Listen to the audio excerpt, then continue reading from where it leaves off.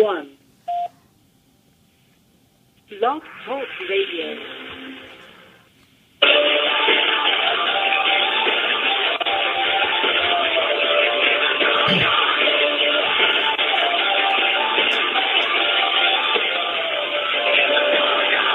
Good afternoon, everyone. Welcome to another episode of Red Light Sports Ramble, presented by the Red Light Sports Network. I am Troy Otradovic, as always, joined by the wonderful Evan Watallison out in Wisconsin. Evan, today we have a very special guest with us. It's Steve Tahsler. I hope I said it right, Steve. Steve comes to us. He's the Deputy Commissioner of the Frontier League. He has spent 18 seasons at some capacity in the Frontier League. We are very happy to have you join us today, Steve, to be able to talk Frontier League baseball. My pleasure. When it's in the low 20s, it's always good to think about summertime and warm weather and baseball excitement. Yeah. Great temperatures. It's about 5 degrees here by me. Man, I think we're all in the triangle, because I think we're in just around the upper teens, low 20s here in Pittsburgh. Also, we had a pretty short snowstorm this afternoon too, so I think we make a triangle. I'm in Western PA. Steve is down by St. Louis. Evan's up near Milwaukee. So we make a little triangle, but it will be fun. And spring training has started, Steve, for Major League Baseball. And so for our listeners, I had talked to you a little bit before the show.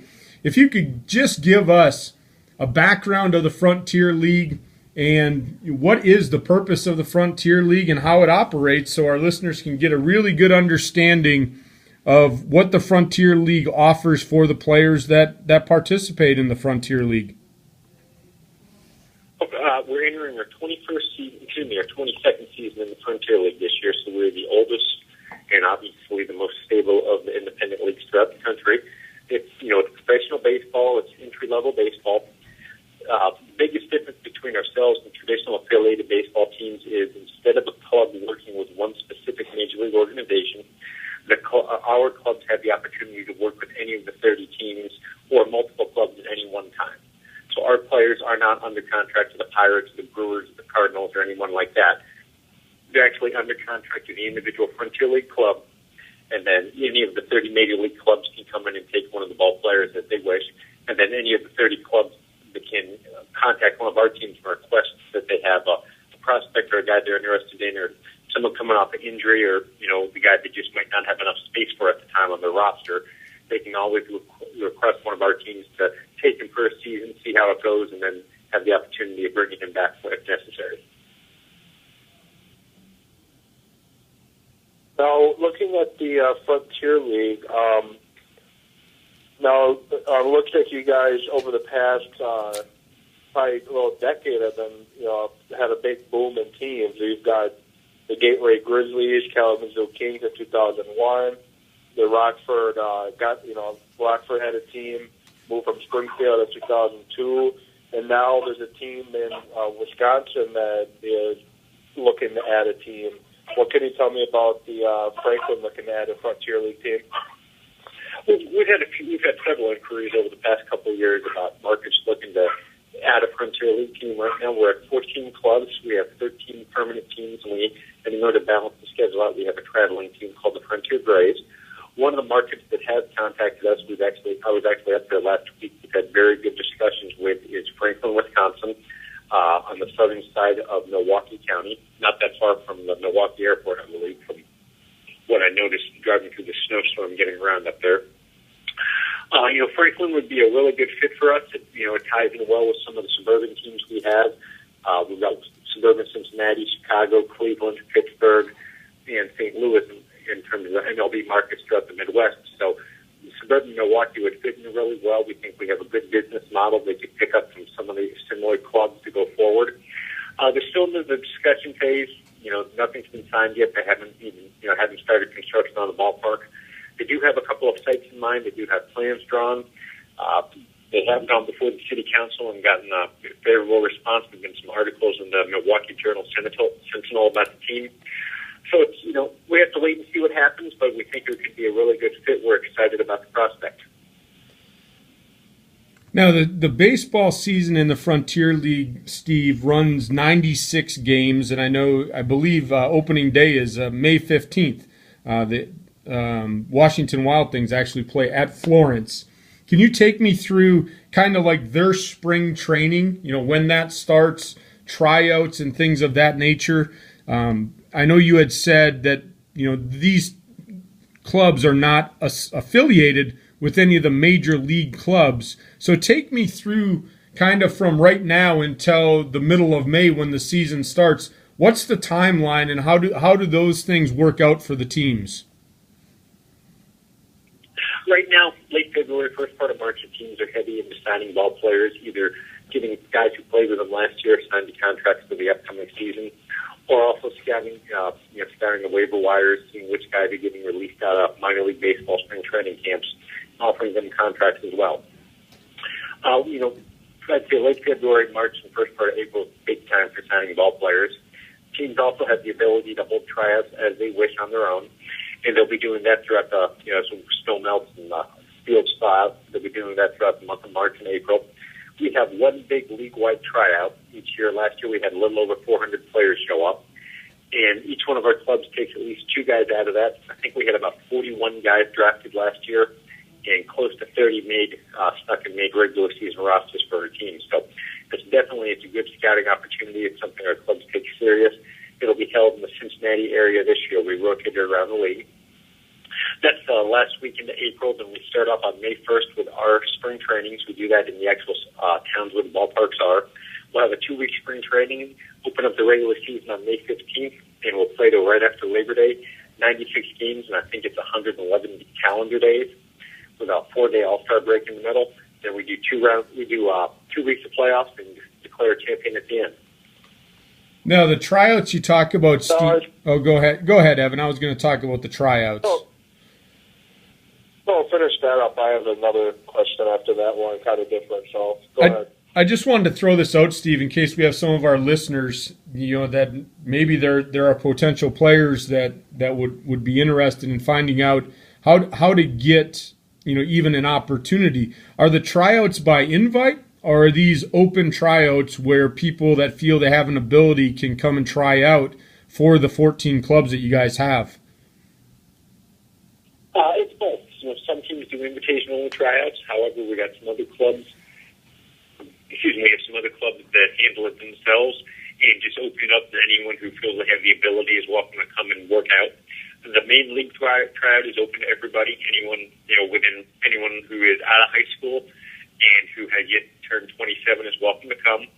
Like I said, a little over 400 players last year, and about 41 drafted in somewhere in the low 30s, stuck with teams for this regular season. We've had, I think over the last 3 years, 8 guys out of our tryout that have just walked up to our tryout camp and wound up to be signed by major league organizations later in that season. So, we had scouts from 6 different major league clubs last year come out to watch us actually in person at the tryouts along with our 14 teams. It's something we take serious, and every year we find, quality ball players out of that event. If you go to our webpage, frontierleague.com, you'll see a button down at the bottom that says tryouts, and that will give you detailed information about the workout coming up this year in Florence, Kentucky. Wonderful. Thanks for that information. I was looking at the sorry. Oh, go ahead, Evan. I was just saying thank you. I was looking at the player eligibility page. Yeah. And just kind of, if you can clarify the eligibility a little bit. Now, you were saying you have to be out of high school and you can't be older than 27? That's correct, yeah. We don't take guys that haven't graduated high school yet because it's professional baseball and significant travel. Some teams have their own higher age limit where they don't want anyone younger than 21 just for the maturity issue. Because it is professional baseball, when you sign a contract with one of our teams, you wind up losing your amateur eligibility. So we strongly discourage anybody who's in college or has the ability to play in college to come to one of our workouts. Our philosophy is if you're good enough to play in the Frontier League, you're good enough to get a full scholarship to a 4-year college program. You don't just find guys off the street and put them in uniform. The guys, the people that suit up in the Frontier League have tremendous ability, and they're in, the top 2 or 3% of college baseball players around the country, not to mention, baseball players at any level at all. And then because we're a developmental league, we found that niche that we work really well with Major League Baseball. We cap 27, just to force our teams to stay young. We want to force turnover. We want to encourage players to move on to the higher levels, to hopefully get signed by a major league organization. And unfortunately, if you're in the Frontier League more than 2 or 3 years and you haven't moved up, reality is you're probably not going to get that opportunity, and it's time to let somebody else have a chance to play baseball. That kind of leads right into my next question, Steve, is the opportunities for the players in the Frontier League. On average, let's say we'll use 2014 for example. Season is going along. On average, how many of your players are having the opportunity to move out of the league during the year to actually get that contract? Is that something that happens, or does that normally happen in the off season?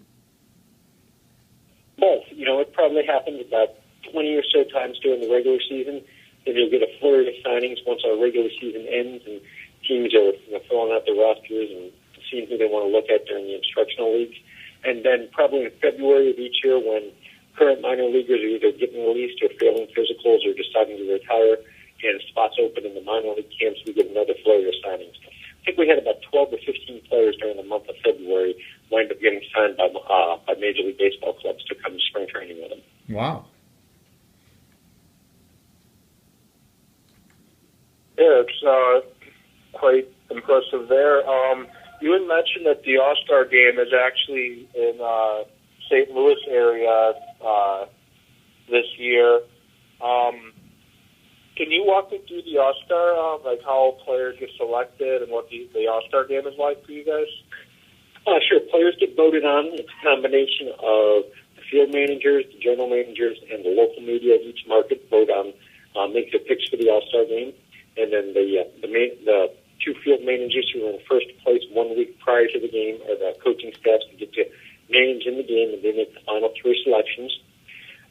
Really it's a 3-day party. It kicks off on Monday evening with activity at the ballpark for the players and the team's front office staffs. There's a banquet on Tuesday afternoon. Lunch banquet on Tuesday. Then the players do community appearances on Tuesday night. Tuesday afternoon, Tuesday night, there's activities at the ballpark, a home run derby, a skills competition. Last year when the game was in Washington, Pennsylvania, we did the Battle of the Sexes, the Frontier League All-Stars against a women's professional fast-pitch baseball all-star team.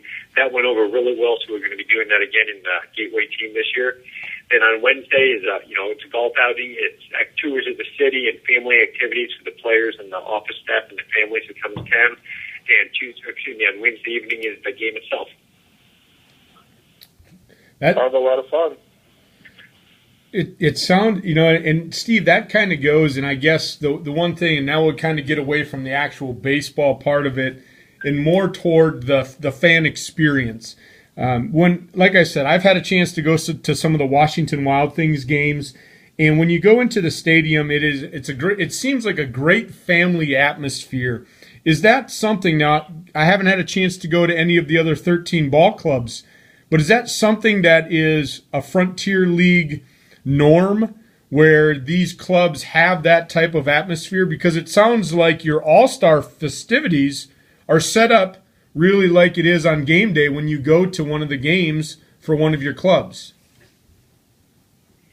Definitely. Each one of our clubs, tries for the same atmosphere and excitement you would see at Consol Energy Park out in Washington. Very family-friendly, affordably priced. To be honest, there aren't enough true baseball fans out there to just play baseball. You have to have some of the excitement. You have to have some of the bells and whistles, the activities for kids, the between-inning promotions, the giveaways, things like that to draw in a wider base of fans and to get more people, just to get more people to come out to the ballpark. So something our teams do really well. We tell, when I go around and I speak with the different clubs, one of the comments I make to the office staff and to people who ask is, Major League Baseball is not our competition because it's a vastly different price point. When you look at, for the most part, our highest price ticket in any one of our stadiums is $10. You try to buy a $10 seat at Busch Stadium in St. Louis or one of the Chicago clubs. You're not going to get into the ballpark. You're going to most likely have to give your money to a scalper who's going to run away with it before you have a chance to track it down when you find out it's a big ticket. So, Major League Baseball does not compete with us because it's just a completely different price point. Our competition is bowling alleys, it's movie theaters, it's Chuck E. Cheese pizza, it's miniature golf. 10-year-old son for his birthday party. That's who we need to target. That's how we need to think of marketing. Yeah, I'm guessing your teams probably do quite a bit of, you're talking about the marketing a little bit, like once you're in the stadium, they probably do quite a bit of promotions. What are some of the different promotions some of your teams do in the league? By far the most popular is fireworks. Fireworks are just a natural draw, a great tie-in with baseball in summertime. We have teams that do as many as 15 to 18 shows a year in terms of fireworks. But, across the board, that's usually the biggest draw for us. In terms of single game promotions, you've got your traditional cap night, your T-shirt giveaways, your mini bag giveaways. Celebrity appearances are popular. We had the Duck Dynasty kids, the three kids from the Duck Dynasty TV show come up to the Traverse City, Michigan ballpark last year, put in about 7,800 fans to watch them and get autographs. And a few weeks later, they showed up at the corn crib in Normal, Illinois, and had another near sellout crowd for that as well. So it's a variety of activities, and sometimes it's just plain silly stuff. On Elvis night, when you play Elvis music and you have Elvis impersonators come in between innings to sing the songs, and you do a costume contest to see which kid can do the best Elvis mock-up. It's a wide variety of activities. We try to vary it just so we can have some fun. Have some excitement. Some like the fireworks and bringing in celebrities cost money. Some like Elvis night. That's just a no-cost, fun way to spend, fun and creative way to spend an evening and entertain fans. Yeah, like I said, Steve, and I've said it a number of times. I've had a chance to be out there, and it is fun. And you had mentioned before, the highest price ticket is $10. I don't even think you can pay for Major League Baseball parking for $10. The way that the parking is, especially around PNC Park, having to park downtown. Now, I'm going to kind of go back, and we had talked about players moving on. And at this point, having spent 18 years, in the Frontier League yourself in some capacity, I guess my question is, what's your favorite memory of all of your roles? Do you have one favorite memory or story you could share with our listeners of your time? A couple things jump out. One is a guy named George Sherrill, who pitched for the Seattle Mariners, for the Baltimore Orioles, the Dodgers, and the Atlanta Braves, and Kansas City, I think, briefly. I was the general manager in Evansville when George first signed his professional contract coming out of Austin Peay State University. He showed up to town about a week early for spring training, so he wound up sleeping on my couch for a week. Oh, geez. So to see him go from that, then to get the phone call that he had been selected for the 2008 Major League Baseball All-Star Game, that was pretty exciting to be able to, see that, to have him go from a guy slept on my couch to being a Major League Baseball All-Star and go 2 1/3 scoreless innings. I think he only gave up one hit and no walks and struck out a handful of guys in the contest, so that was exciting. Then just last year, a guy named Steve Delabar, who pitched for our Florence Freedom Club in 2007, I believe. He was one of the 5 American League final vote contestants in terms of the fans getting picked. The final guy on the All-Star roster for each league. Delabar was one of them for the Toronto Blue Jays. And, in addition to the publicity that the Blue Jays did and Major League Baseball did, each one of our 14 clubs used the fan base, used the ballpark, used the Twitter and the Facebook accounts. And we did our own social media campaign, and we wound up getting Steve not just selected to not just as the American League vote winner and selected to the game. He came in, he faced one batter, he struck out Buster Posey of the Giants. So a pretty impressive feat for a guy who, again, started his career in the Frontier League just a few years earlier. Sure. Those must be just, being a former coach and, as a coach, when your players and, as your role, seeing those guys, I love the story about a guy sleeping on your couch, basically going from nothing to being a Major League Baseball All-Star. That, that must make you feel really good knowing that your league actually was the stepping stone for all of that to happen. So I know Evan probably will have another question, but I'm going to throw another quick one in, Steve. What is the natural progression from the Frontier League? A lot of our listeners know of Major League Baseball. So if one of your players this year would get a phone call, and let's say it's from the Pittsburgh Pirates, what is the natural progression from the Frontier League? What level of ball do they usually go to when they get that first initial call to leave the Frontier League? There's no standard. It varies based on the player's age and his own playing background and how developed he is. Some guys will go to low A baseball. I think the Pirates, when they signed a guy last year, they sent him to the West Virginia club in Charleston. We've had guys go straight to Double A, and we've had one or two go straight to Triple A. After getting signed to the Frontier League. So it depends on their own background and where they played before and what organization they go to and what specific need they have. But they'll get assigned from anywhere from low A ball all the way up to, like I said, we've had one or two guys just go straight to Triple A. Wow. Now, who are some of the, some of the alumni that are currently in the big leagues? We've got 9 guys right now in Major League spring training camps, and I think out of the 9, I believe all but one of them actually has played in the majors. So we have one guy coming in on a 40-man roster that hadn't played before, but the other 8 have all played in the major leagues.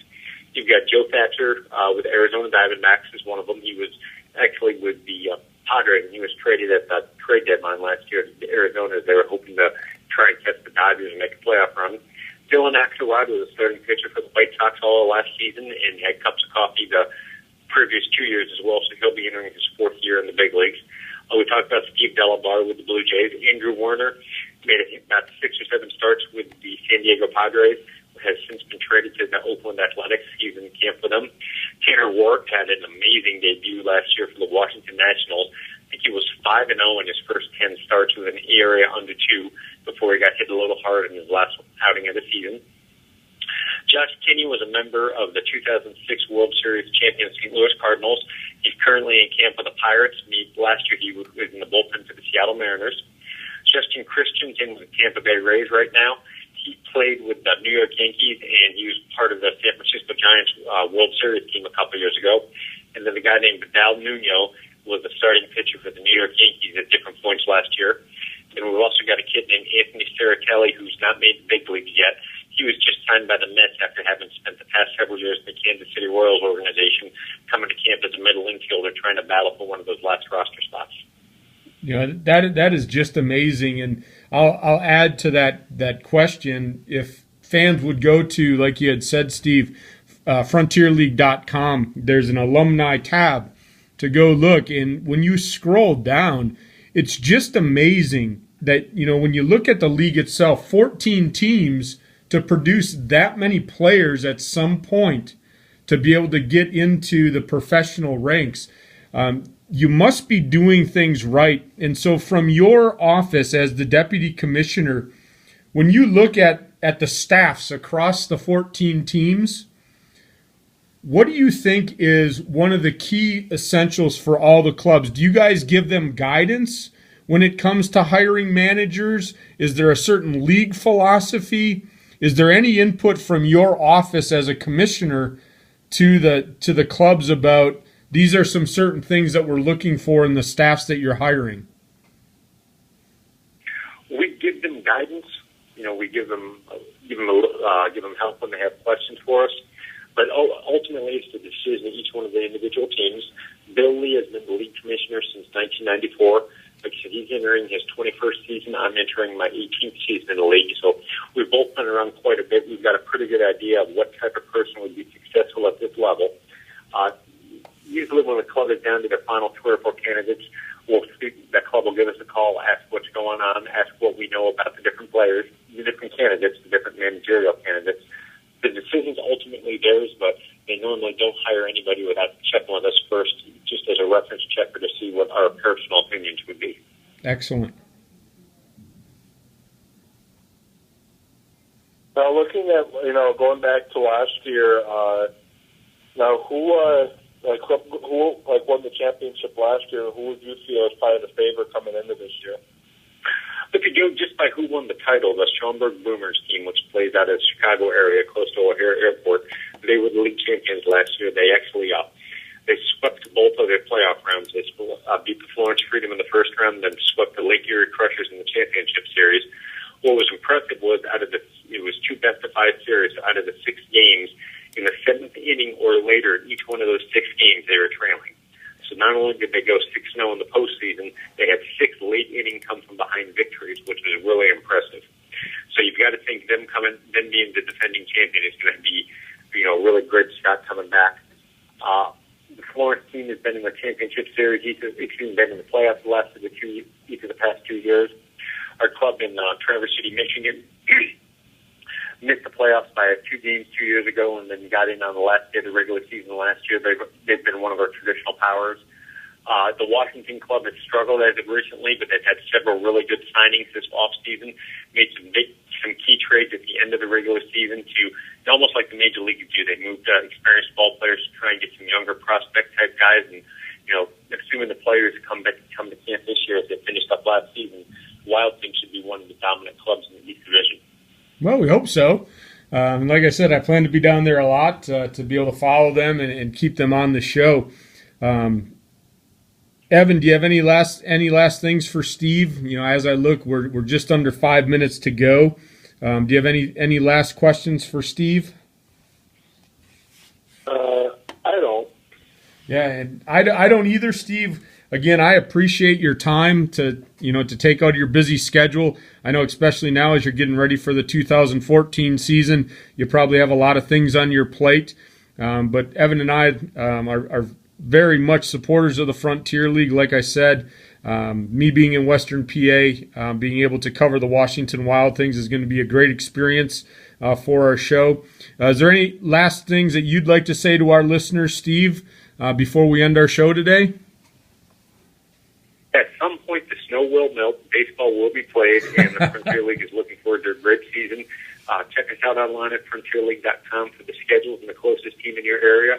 And I hit each one of the ballparks multiple times through the year, so if you hear that I'm in the house, please feel free to track me down and let me know you heard the interview and hopefully enjoy the game. Well, Steve, you're kind of... Thanks, Steve. Thanks for joining us. Yeah, you're kind of stuck with us now, Steve. Now I have your email, so I can reach out to you anytime. So you're kind of stuck with Evan and I, picking your brain for information about what's going on in the league. But we do appreciate you coming on, Steve. We look forward to a very successful year. Anything that we can do to promote the Frontier League, let us know. We'll definitely get it out on our show. Definitely promote the All-Star game for sure. But if there's anything that we can do for you, let us know. We do appreciate you coming on the show. Everyone else, we hope you enjoyed listening to Steve talk about the Frontier League. We'll talk to you at the next red light. We'll catch you tomorrow.